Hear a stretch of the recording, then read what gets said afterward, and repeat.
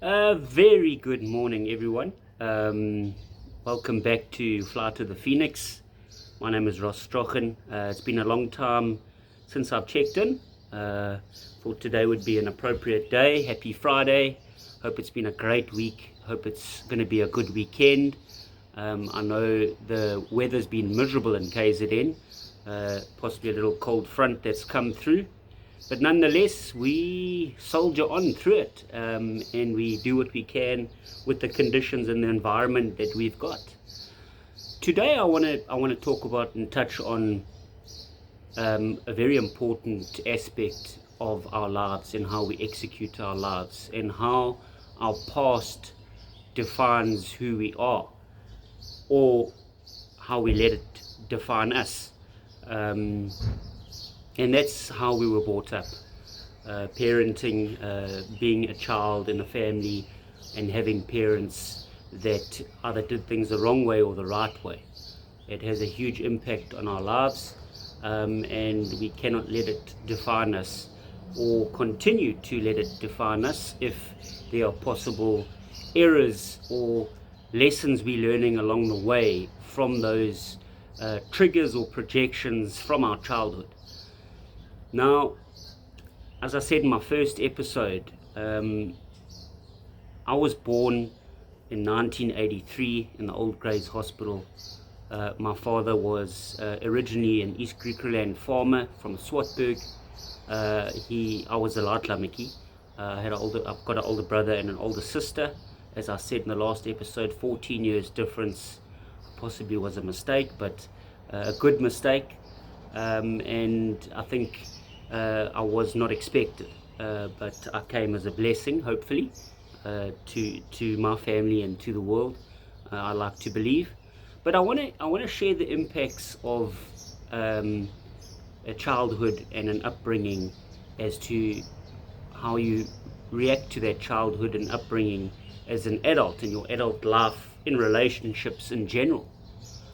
And before I go any further, I want to speak directly to those that grew up in a storm.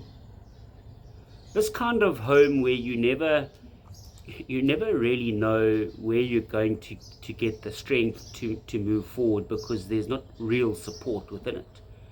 The kind of home that some days your mother or your father was radiant or confident, full of energy, ideas and love, and other days she or he was unreachable, angry, depressed, lost, maybe even dangerous.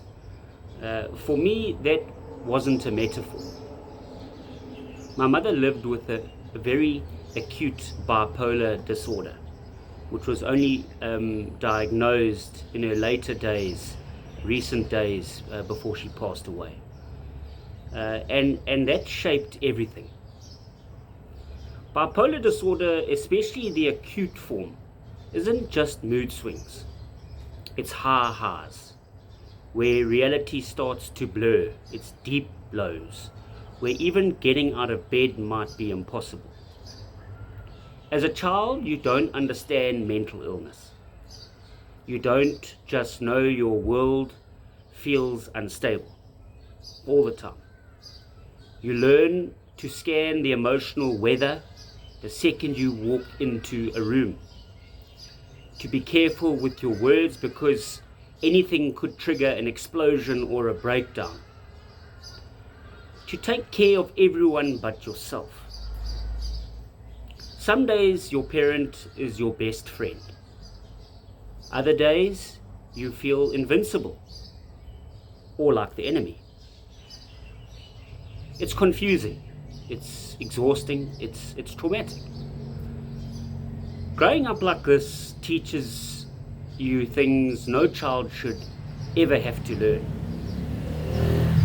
That love is unpredictable, that safety isn't guaranteed, that your needs don't matter, because survival, theirs and yours, comes first. You might grow up hyper responsible, always the one holding things together. Afraid of conflict because you associate it with collapse or chaos. Attracting people you have to fix or who are emotionally unavailable, because that's what love looked like. Feeling deep guilt for everything, thinking about cutting contact or setting boundaries. It's an emotional roller coaster. Let me say this clearly. It's not your fault. It's not your fault. And it was never your job to regulate your parents' illness. Healing from this kind of upbringing isn't about blaming your parent, especially if they were unwell. It's about acknowledging your pain and finally giving yourself what you didn't receive. Stability, even if you have to build it from scratch. Validation for the emotional labor you carried. Permission to stop over-functioning in your relationships, at work, in life in general. A right to your own identity. That's fundamentally important. Separate from being the child of someone unstable. You are not selfish for healing. You are not cruel for needing space. And you are not weak for feeling broken. You are human. And humans, like phoenixes, can rise.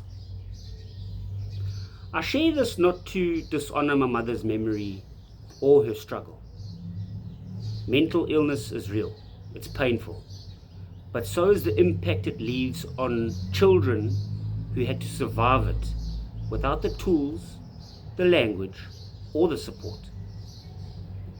And if you're listening right now and seeing yourself in my story, know this. You are allowed to heal. You are allowed to rest.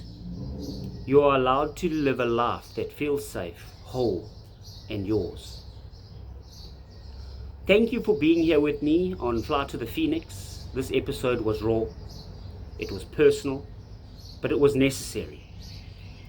If you've carried the weight of a parent's bipolar disorder in silence, or any disorder for that matter, where it left emotional scars and defined who you think you are, I see you. And I'd love to hear your story as well. You can reach out to me at any time. Until next time, have a great weekend. May you rise.